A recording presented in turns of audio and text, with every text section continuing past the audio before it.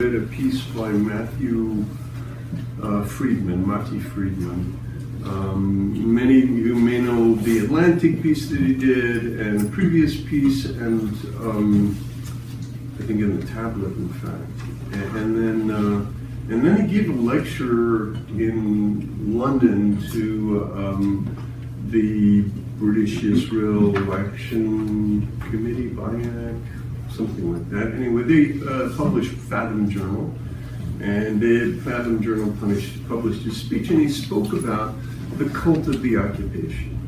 And as soon as he said the words cult of the occupation, something clicked for me. Now, as a medievalist, I understand cults. I understand how they operate. And all of a sudden, hearing that the occupation had become a cult clarified things for me. So here's where I try and work out what it's clarified. I had a striking conversation recently with someone whose work I much admire. He peppered me with questions about whether or not I supported the settlements, and more generally, favored ending the occupation. When I tried to point out that I didn't think that either the settlements or the occupation were the major issue in achieving peace, he responded, "Nobody will listen to you if they'll accuse you of changing the subject." I thought that was, a little much. But in doing so, this interlocutor spoke for most liberals and progressives in the West, including the President of the United States. In fact, shortly after this conversation, Jeffrey Goldberg published his interview with Obama, in which Obama basically said, and then here was Bibi changing the subject, trying to tell me about the rough neighborhood that he lives in, when the subject is the peace process. And the key to that peace process, of course, is getting rid of the occupation. So it seems a fair generalization to say that for most Westerners who consider themselves on the compassionate left, and who doesn't consider themselves on the compassionate left, the settlements, who on the left doesn't consider themselves compassionate, the settlements, and more broadly the occupation, are unquestionably the most critical obstacles to peace in the Middle East.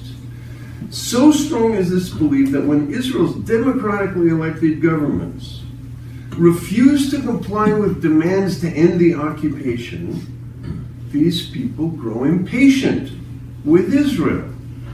Given the choice between liberal values and then increase Israel increasingly, and here I put in brackets, increasingly perceived as non-liberal, American Jews, Peter Beinart argues, will choose liberal values. Or, as the actor Michael Douglas remarked in an event at Brown University, West Bank settlements are, quote, the one issue that has alienated more of Israel's friends than any other. So we're dealing here with a focus on the settlements, which I will briefly argue is crazy. And then discuss what comes from pursuing these crazy ideas. The focus on the occupation and settlements originates in the logic of Oslo, and it entails basically three principles. One, and this is the key one, two-state solution is the only fair and acceptable solution to the conflict between the Jordan River and the sea. And Israel must concede land for a Palestinian state in the West Bank, land for peace. Two, the Palestinians are a people and deserve a state, and the sooner they get it, the better it will be for everyone. And three, given that Israel is the more powerful partner in the deal and controls the entire territory that must be divided, the burden is on Israel to make concrete concessions of land in order to get peace. All of this seems straightforward, dominated the Oslo peace process, and actually in 2012, a BBC commenter, he runs a panel in which he invites a bunch of talking heads to comment on the events of the week. And he says, and everybody sort of nodding sagely, to say that you can do the Middle East peace by email. Everybody knows what the solution is. Land for peace. All of it. Every U.S. administration since the Clinton failure in 2000 has tried to make this formula work, some even supremely confident at the speed at which they could accomplish it. The real problem arises when this formula fails, as it has repeatedly for over 2 decades, and one has to identify the reasons why it failed. Here we find a distinct tendency to blame the occupier. That's also logical. Generally, those in power don't relinquish it. And those without power, like beggars, can't really be choosers, as the case of Israel in 1947. So when the land for peace deal fails between Israel and the Palestinians, suspicion naturally falls on the occupier. And alas, the deal has not gone through. And indeed, observers, both outsiders and Israelis, have consistently blamed Israel. In particular, its settlements for that failure. So you end up with a phenomenon that but historians of apocalyptic movements understand the concept of cognitive dissonance, which is that if you believe that you are in a redemptive process and key prophecy fails, then rather than give up the redemptive process, you come up with explanations for why that's only a temporary failure. So after Oslo, the left, and this is described in a brilliant book, which I've only partly been able to read because my Hebrew isn't good enough, and it hasn't been translated and should be, called the rise and the Messianic Temptation, the rise and fall of the Israeli left during Oslo. And he describes how after the failure of these moments, each time it would be, we didn't give enough. It's always our fault. So you end up with what I call a kind of, I call it masochistic omnipotence syndrome, which is essentially the belief that it's all our fault, and if only we could be better, we could fix anything. So it's a messianic, it's an omnipotence fantasy that it's all our fault and our behavior will change things. And it's been a characteristic, and I would say, go so far as to say characteristic failure of both Jewish and Western intellectuals in the 21st century on a massive scale. So, the deal hasn't gone through, and Israel has been consistently blamed.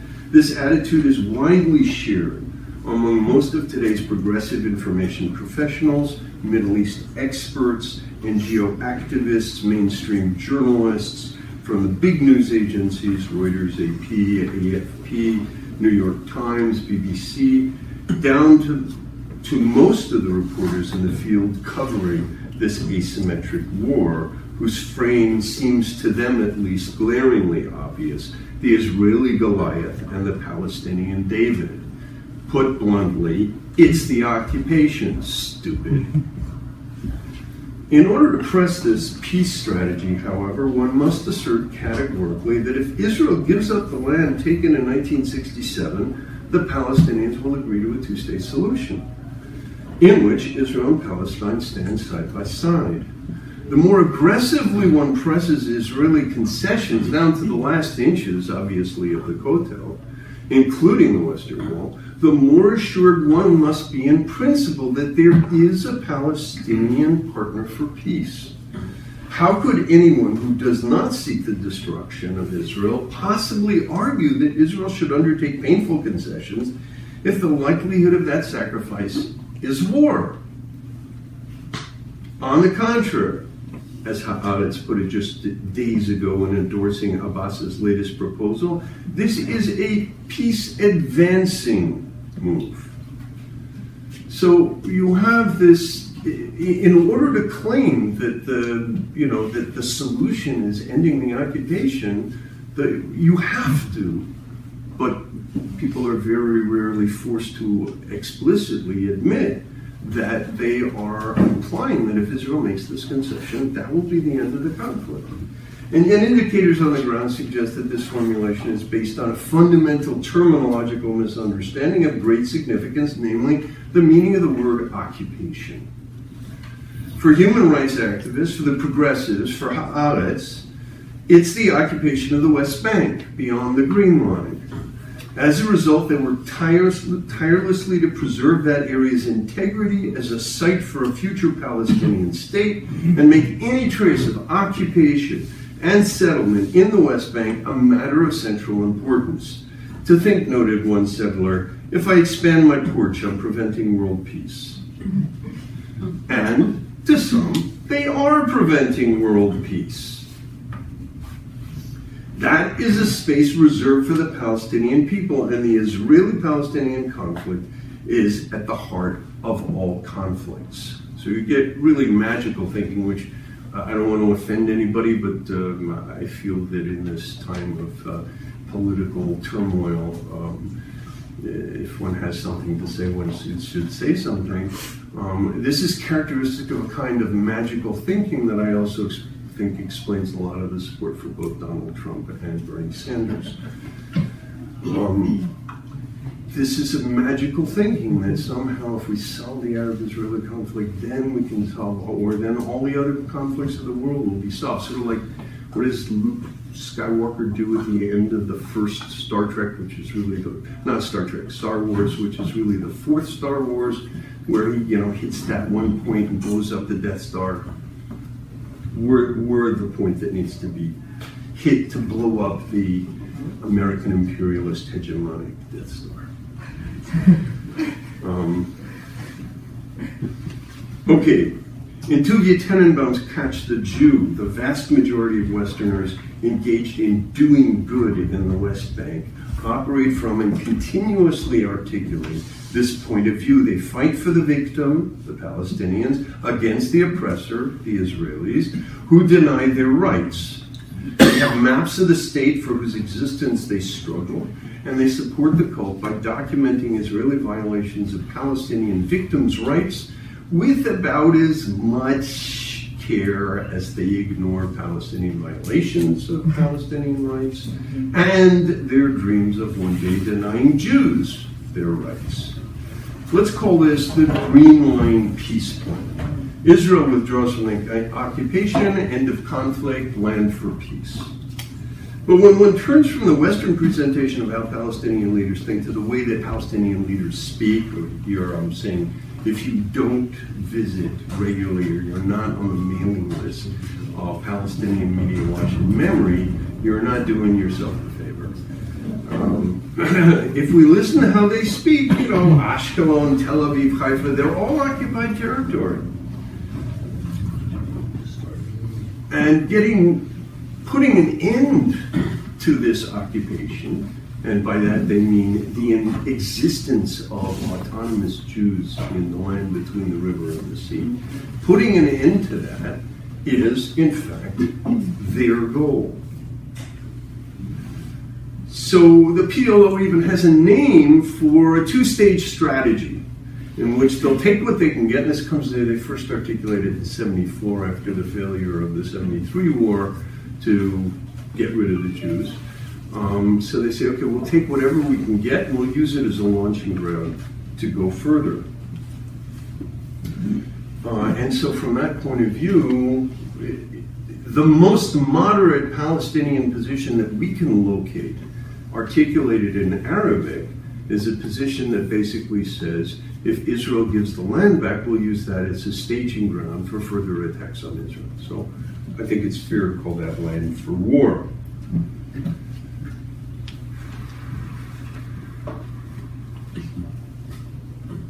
From the point of view of almost all Palestinian voices, speaking in Arabic, the occupation of the West Bank is a minor, even incidental dimension of the much larger problem of occupation, namely the very existence of Israel. Ironically, one of the reasons that Oslo failed, and all its epigonies after it have failed, is because Palestinian political culture found even the two-phased plan dishonorable.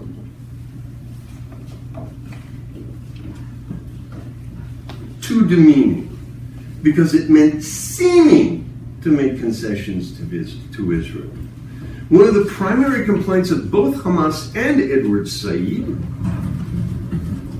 voiced about the Oslo peace process, was how dispiriting it was for the people to see their leaders, and here I'm quoting Said, quote, kneel as suppliants before the enemy. A major part of Hamas's claim to honor, it's one of my favorite topics, honor, shame,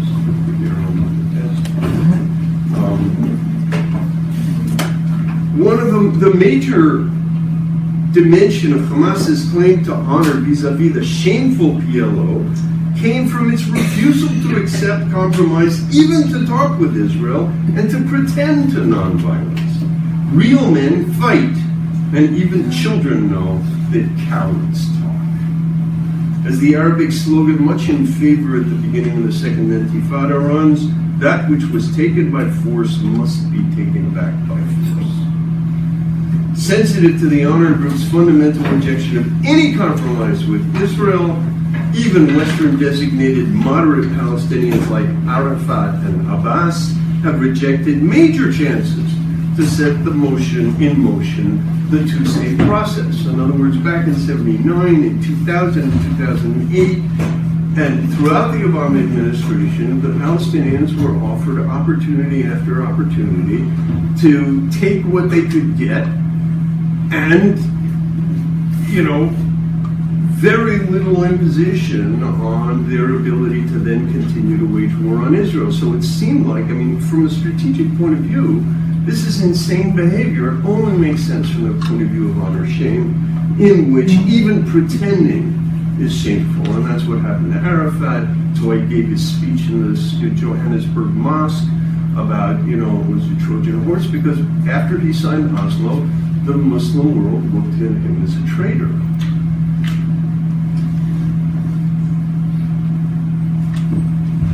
In this situation, forcing Israel to make concessions to a Palestinian leadership that pursues current practices sends a clear signal for further Palestinian aggressions against so demonstrably weakened the foe. In other words, the strategy that BDS is pushing, the strategy even that J Street is pushing, this idea that somehow if we turn enough people against Israel will, the U.S. and the rest of the world will sort of give Israel the tough love it needs and force these concessions.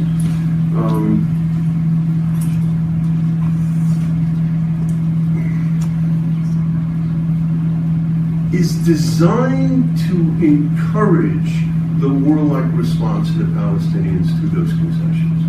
In other words, you can't come up with a better signal to the Palestinians to take up weapons rather than put them down than forcing Israel into making these kinds of concessions, and particularly by forcing it, by literally turning the global community against it.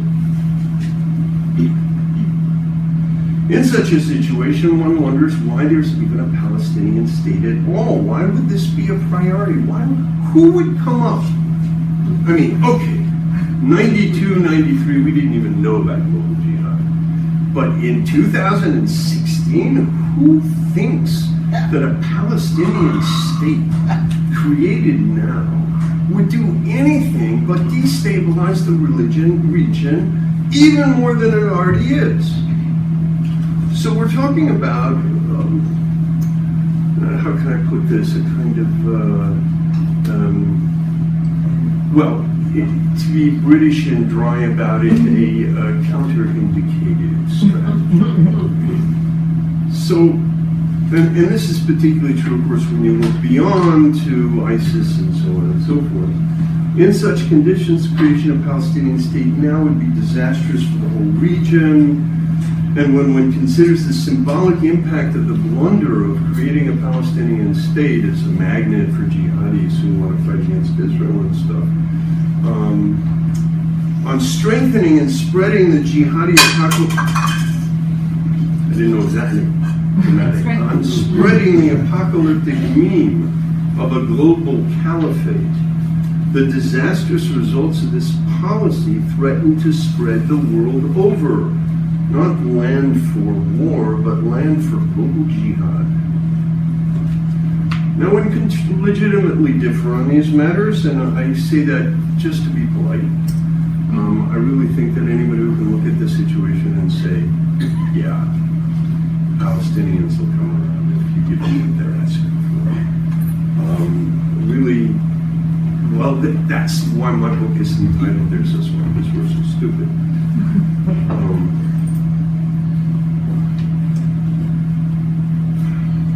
So there are a lot of people who do this, and in particular, people who identify themselves as pro-Israel do this.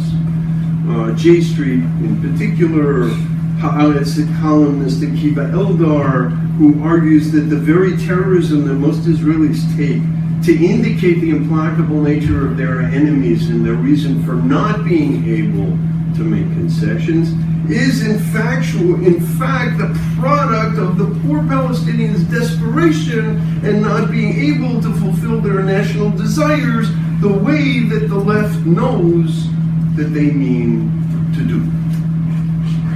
And if you listen to progressives explain to you what jihadis want, it's not what jihadis want, it's not what jihadis are saying they want, it's what they want jihadis to want. They don't tell us, and it's not clear they're even capable of allowing themselves to understand what kinds of beliefs exist on the other side.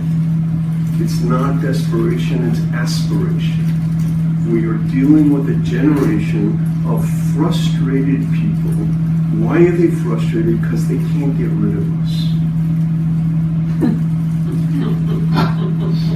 How many of you know the meaning of intifada? Yes. I do know that fawda in Arabic means chaos, and intifada, from my understanding, is what it is like from what I've seen, and from the past two intifadas, it's a breakout of massacres. Well, I mean, it's, that's how it's used. It's, an uprising. But in fact, the original... What have you ever needed? I don't know. Cheers. You got a 2-cup solution. But one smaller.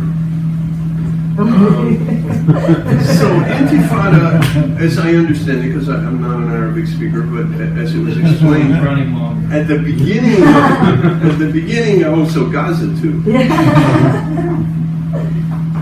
So it means the motion that a great beast, a camel, a donkey, a horse, a cow, uses when it shakes its skin to shake off an insect. It's a shaking off. And among other things, that tells you who's the David and who's the Goliath.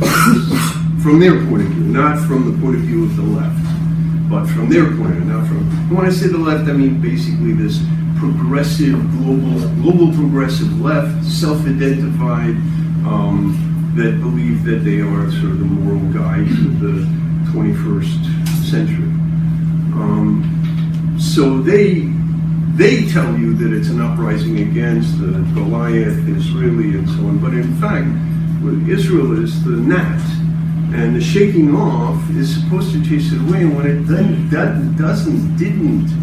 won't chase it away, there's a real crisis also within the Palestinian community, and that's when you begin to see the emergence of not the emergence, but the growing popularity of jihadi ideologies. Now, many Jews find this dilemma unbearable. That is, the dilemma of living in a world in which they want to be liberal, they want to support Israel, and Israel is not liberal. Many Jews find this dilemma unbearable.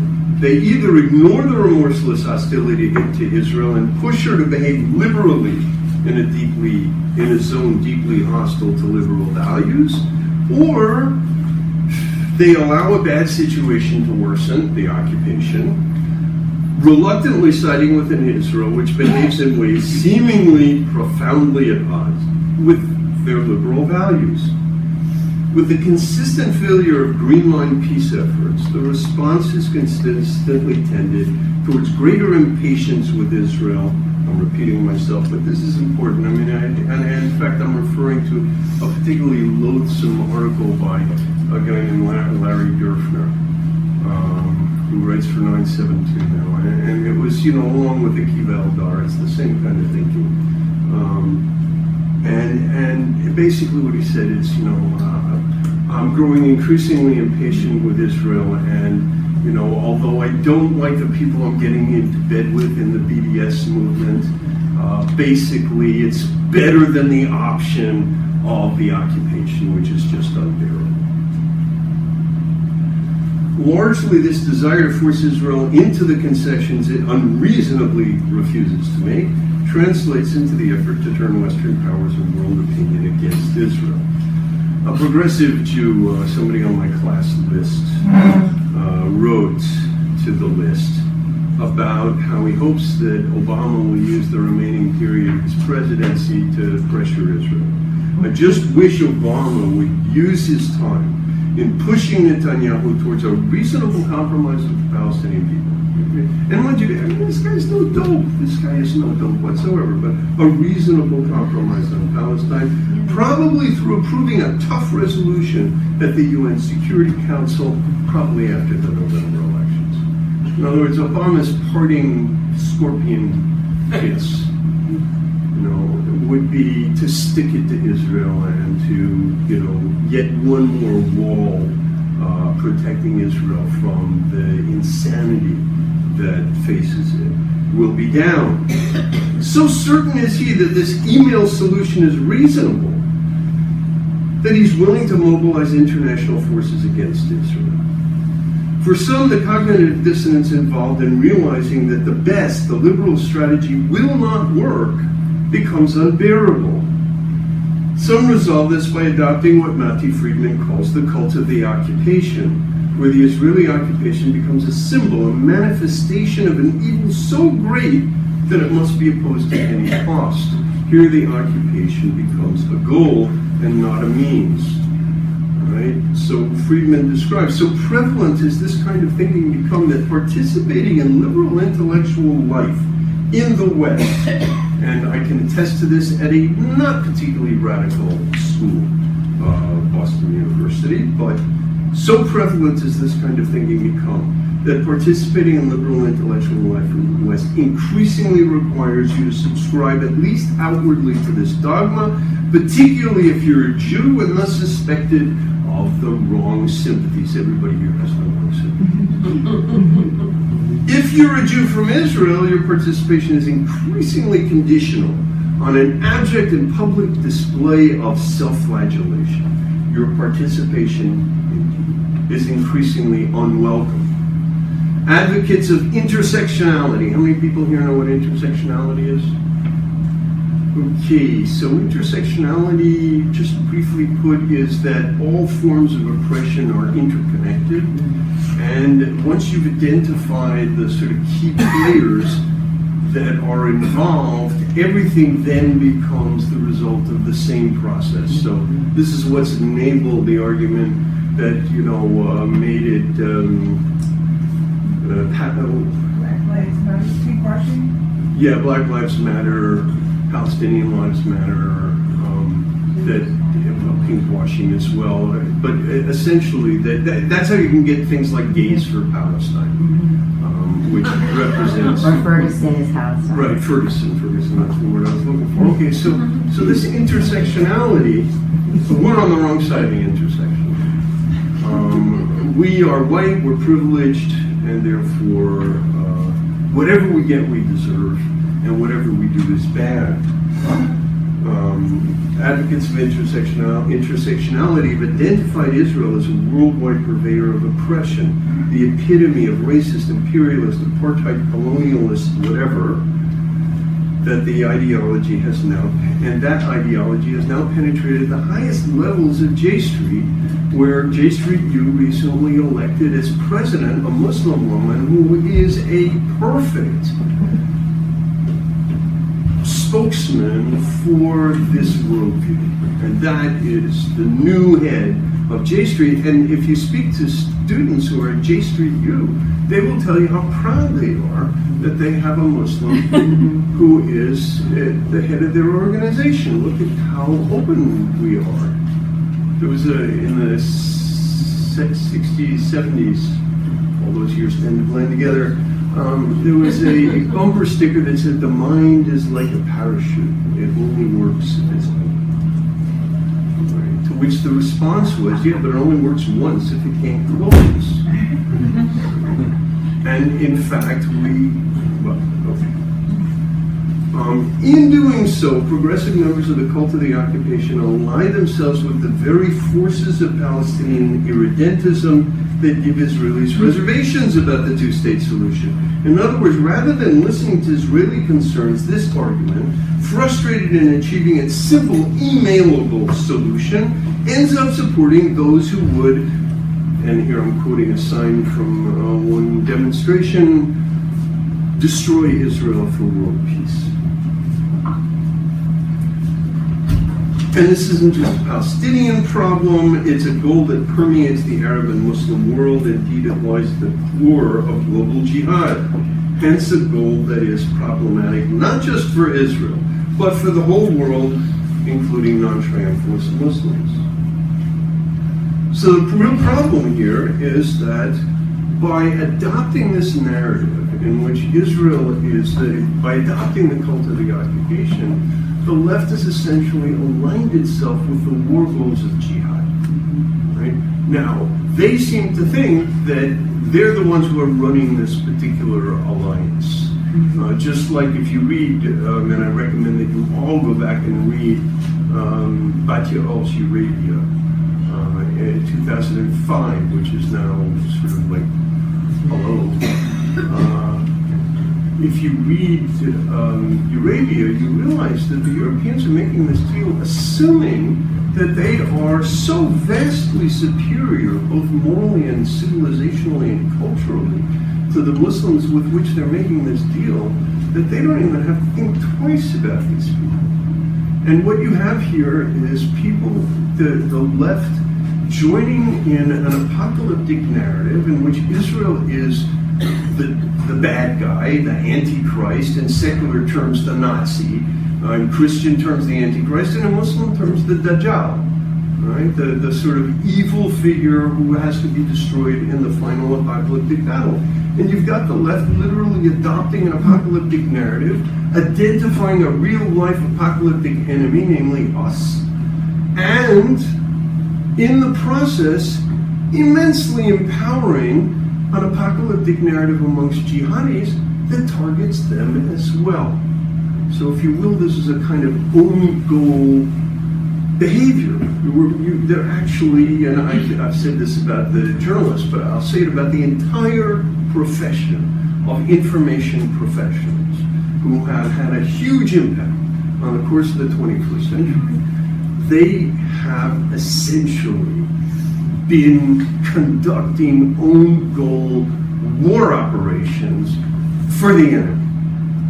And they are convinced that they're doing the right thing.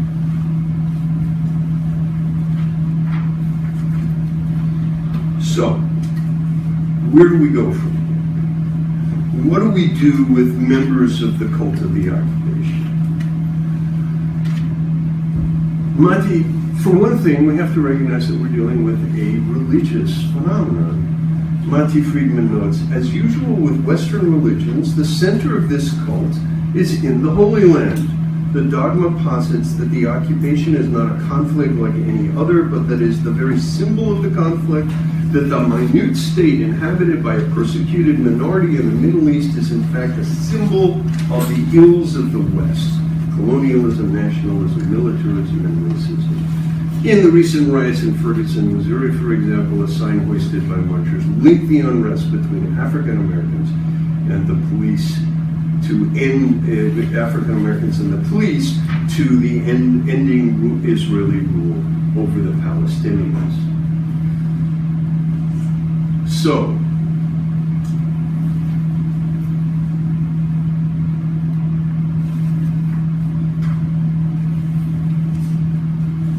do we do about such a wretched situation? And here I think, if I could, if I found the right people to do it, I'd like to start a journal called Disorientation.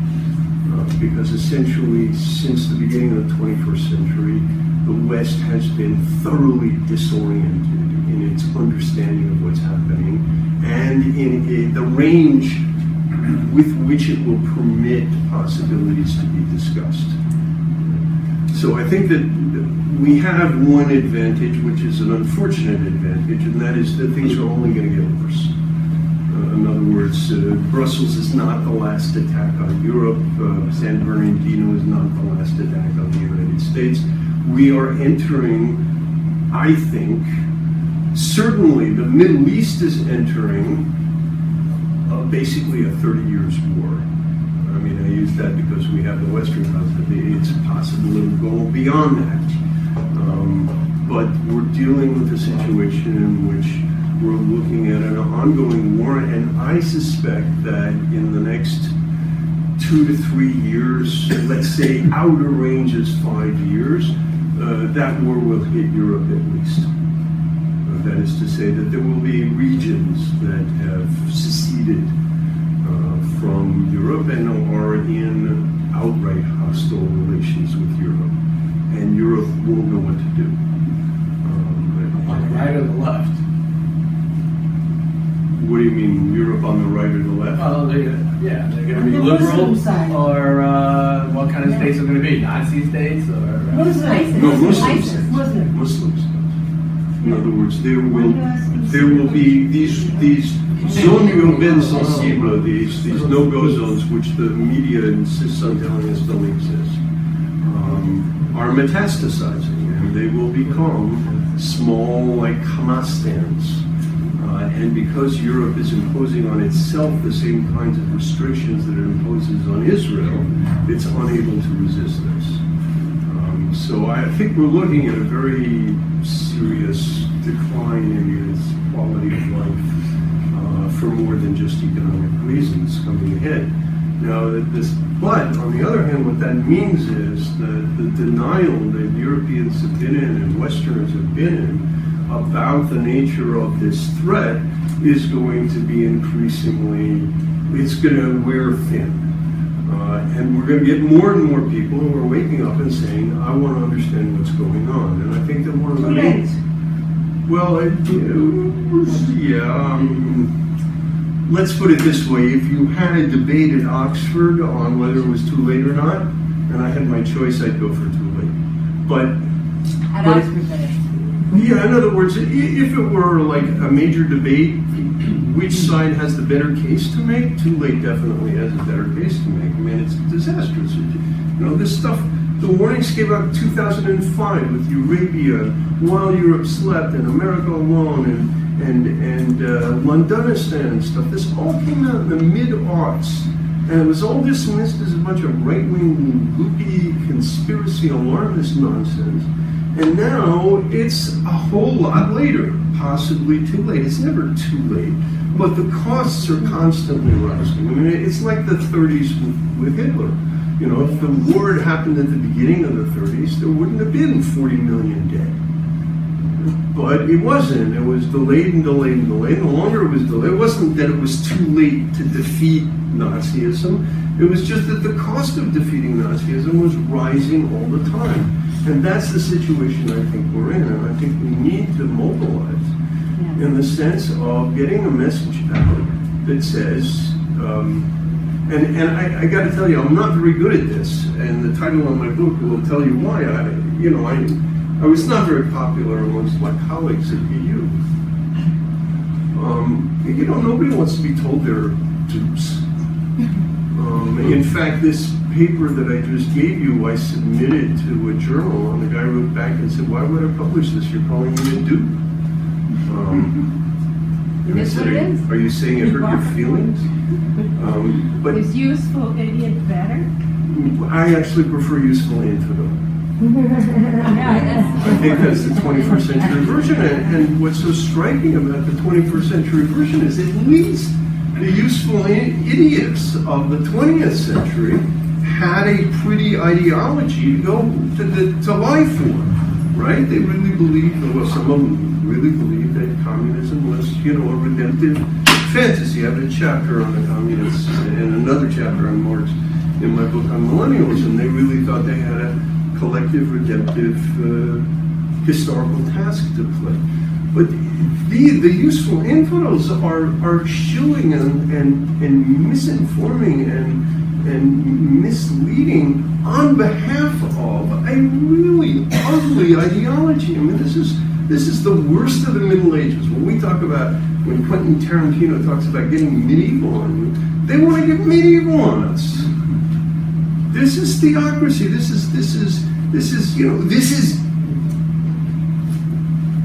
what is it called? The Game of Thrones. I mean, these guys are players from the Game of Thrones, and they're appealing to our testosteronic youth, including non-Muslim testosteronic youth, to say, yeah, this is the way to go. And it's a very powerful message, and we have to fight it. And I think we have to fight it not just at an intellectual level, but I think we have to communicate to our kids and to our grandchildren that, we're very sorry for what we've done to you, but we've bequeathed you a very bad position in a very nasty fight that has to be fought for the sake of human freedom and dignity. And these are things that both Jews and Gentiles can agree on, and democracy was born of that agreement, and it's being destroyed. And it's being destroyed by people who, I don't know why. I mean, intimidation, narcissism, I think it's a combination of intimidation and they've told themselves they're the good people. You talk to the Israeli post-Zionists, they're the good people, and the bad people are all these tribal Jews who insist on defending their people rather than opening up, anyway. So let me close with that so that we can have some questions